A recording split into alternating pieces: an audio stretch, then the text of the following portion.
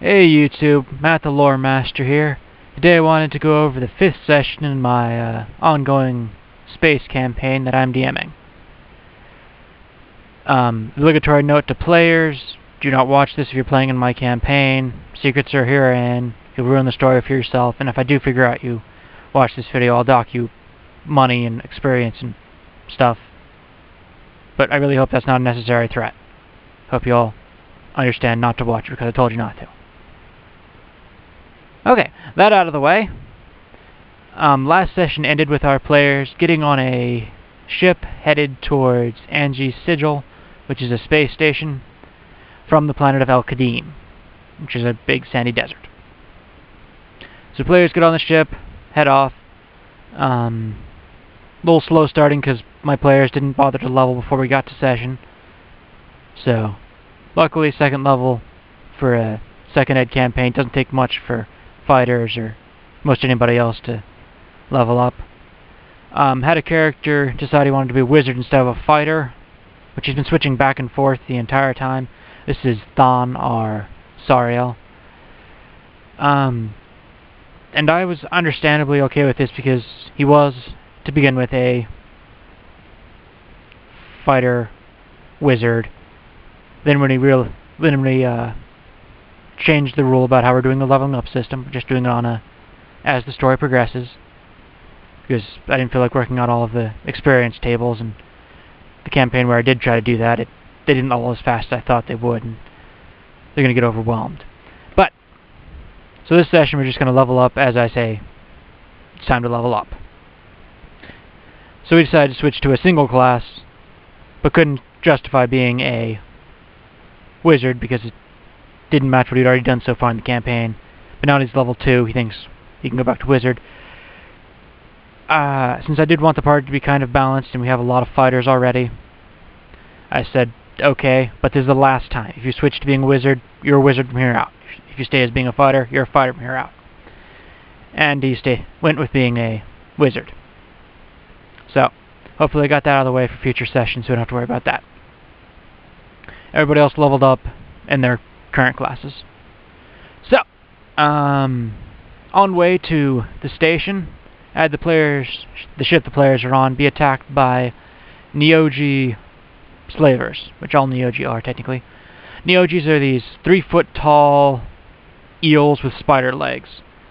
They have a poison, and typically they have Umber Hulks that control people for them. I didn't want Umber Hulks in this encounter because my players would have died. Umber Hulks are just too big. As it is, I almost had player death.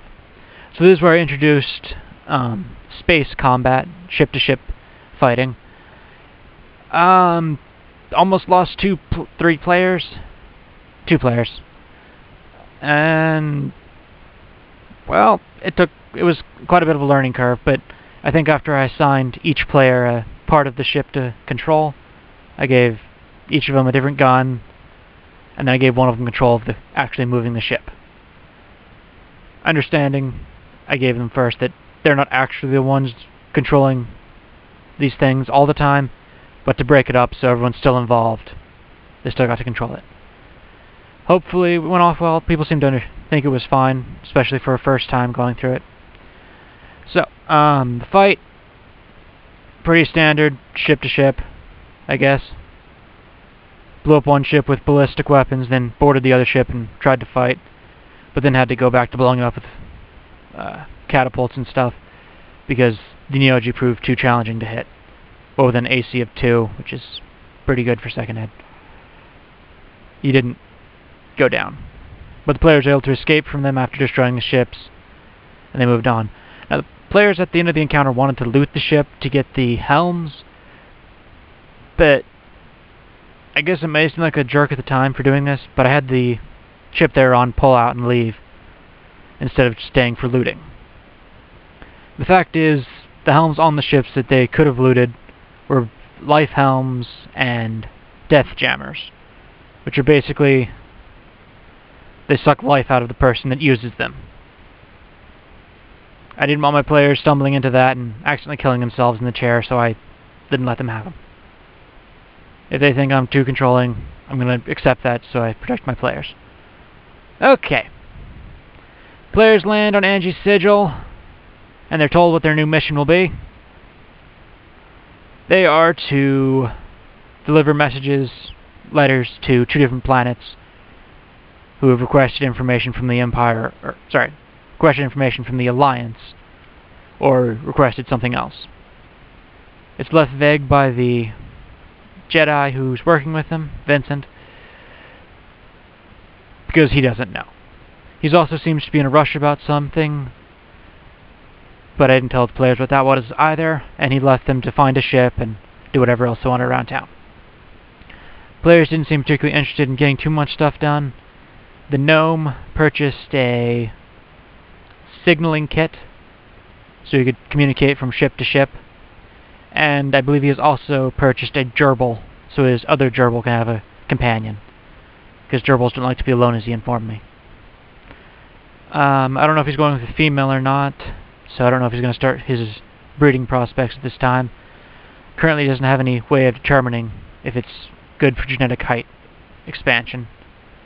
That's what we're going with. Like breeding dogs, you breed for the higher genetics so you can get taller and bigger dogs, which will hopefully apparently increase it to the size of a little dog, and then it'll increase to a bigger dog, and hopefully up to the size of a horse within the gnome's lifespan. Don't know what's going to happen there. So the players otherwise checked out the ships that were available to them. They settled on the Tranquil, which is the ship itself is an Illithid nautiloid, standard ship, but typically used by Illithids. The users of the ship are humans, mostly. There are some gnomes, just because I guess gnomes kind of like being in spaceships. I use them a lot. This crew was based on the crew of Serenity from the TV show / movie Firefly and Serenity. We watch it, we love the show. I hope I can do them justice when we actually get to role-playing the players, talking to them. So, wish me luck. The players, when they arrived at the Jedi Enclave to pick up the letters to send out, were also given options at other missions. I was informed by my players that this didn't actually seem like it was optional mission so much as, okay, who wants to do this, who wants to do that? Choose one or the other, that's your only options. I did want it to just be optional, you don't have to do this. But it seems I came across as too headstrong in the matter. So the players split up. Fryn and Nishant went to the tanner in the slums of Angie's Sigil, known as the Hive, and they were to pick up some leather work there. Pick up leather work there. When there, they encountered a woman in spike leather armor who very aggressively approached the owner of the tannery, accusing him of being associated with the Tanari, which are the devils in this setting. Demons, chaotic evil, inhabitants of the abyss, who have been forced into the prime material plane. Very tense moment. She threatens to kill the person there. My Jedi stand by because they're not sure they could take her, which they're on equal footing because she is level 2. But she eventually decides to leave him alive, pretending it's merciful or something, mainly because she's not actually a evil killer, she's just trying to be intimidating.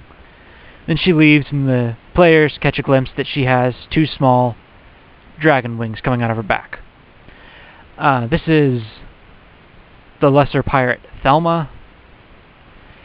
She is an Alu Fiend, which is a half-demon, child of a demon and a mortal, typically a succubus, and a human male. Or female. It could go either way. Succubi can take either gender. Either I'm talking about succubi and incubi. Either way, she is the offspring of a succubus and a human of very good alignment. That's why she is chaotic neutral with good tendencies. I do hope, I know the players will meet her again when they go to a battle arena and I do hope that they pick up on her sub-quest line. But if they don't, that's fine too. I have a lot of quest lines, so not terribly particular about what they have to do. The other players went to something called Jedi's Audio-Optical Spectacular, which is in fact just a music video.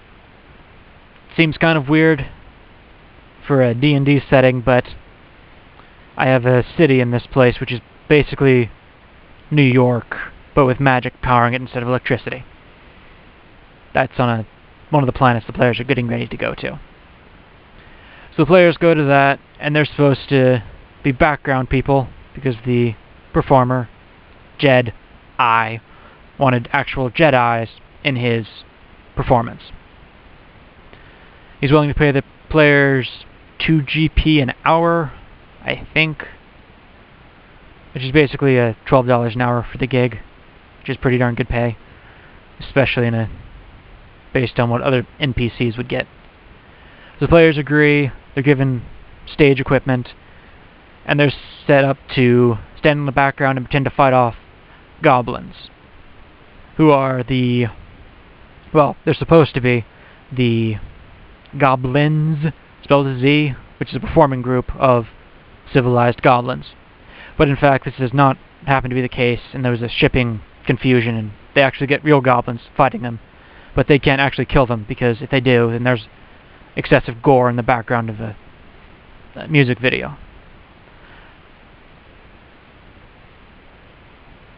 Yeah. So the players deal with that relatively well, I guess. And they get paid their gold. The main singer of this group has become enamored with, what's her name? Daenes. Because she's kind of flirty and pretty darn hot, and, well, the player is my wife, so it's not hard to flirt with her. So, nothing happens there beyond just flirting, but they are invited anytime that Jedi has a performance somewhere. They totally get backstage passes. He liked working with them. He's totally cool with them. So, party meets back up at the Jedi Enclave, and this one I really forced to happen, I'm sad to say. It was just kind of the moment when I introduced it and I really wanted it to happen, so I pushed a little hard. The players come across a tower that has a big sign in the front that says, "Adventurers, apply here." And as the players start thinking, it's too obvious. Yes, I'm talking to you. A lot of other signs just keep popping out to railroad the players in. I will try to be less forceful and make sure the players know that they do have a choice. There's always a choice. You don't have to do the side quests. So the players go in, take an electric elevator, just like a modern elevator, up to the top floor. Well, floor 52. Where they're introduced to a man who's working on a living armor to give it magical weaponry. He tasked the players with acquiring, well, finding men to go on his team. He explains that during his grandfather's life, he had a group of men that worked as an auxiliary police force, and they did things to help people. So the players agree peripherally that sure, they'll do it. If they come across them, then sure. So he gives them their location on the in-game map and sets them off. That's my wife over there, because I won't be able to edit this, so hi baby. So I have to explain this to you. Okay. Where was I? Right, before leaving this tower, the man turns around with his goggles on and identifies several magical entities near the party. The first one he identifies is a Mage Bane, which is my storyline method of saying this is why our character acted like a fighter for the last couple rounds, because the Mage Bane is sucking his spells out of him, which is what they do in game. It's a little flying giant wasp thingy, you know, about the size of a baseball, that sucks magic power from wizards and clerics.